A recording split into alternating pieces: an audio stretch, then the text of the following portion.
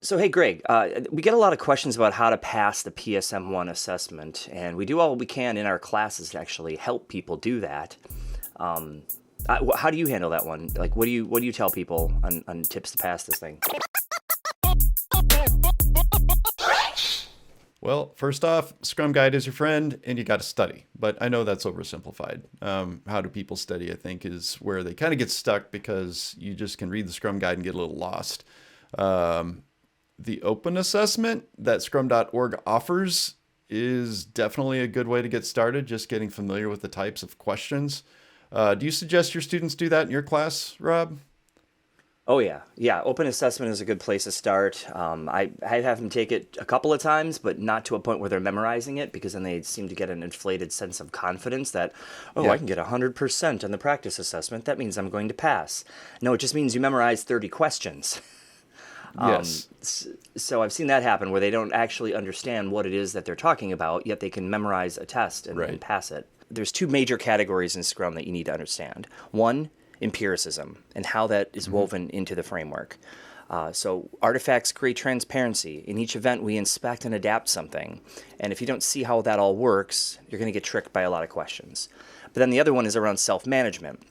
So self-management is huge, which means you don't have a project manager managing you. You don't have a boss managing you. You manage yourselves as a Scrum team. And if you Yeah. don't really grok that, there's a lot of questions that you will fail to answer correctly, because they'll sometimes trick you, because there's answers that make it look like the project manager does that work, or the That's Scrum true. Master is really a new version of a project manager. Yeah. But what else do you got?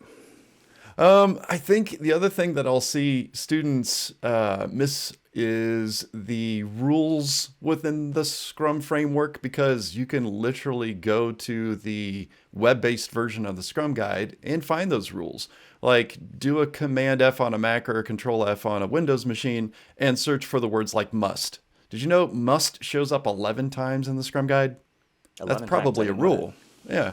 Or other words like only. I think that shows up maybe like 9 times.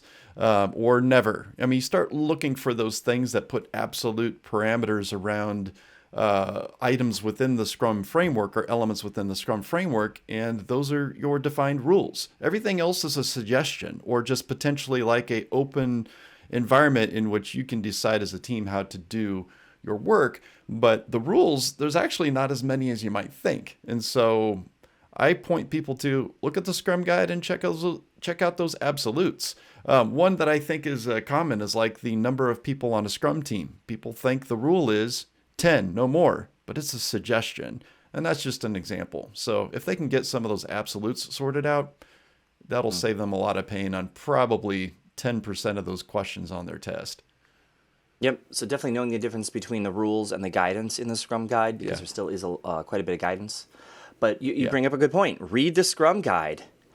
I often tease my Yeah. students, like, I'm like, all right, here's the deal. If you want to fail the assessment, don't even open the Scrum Guide. Just don't even look at it. Forget it's there. Just, that's your best way to fail.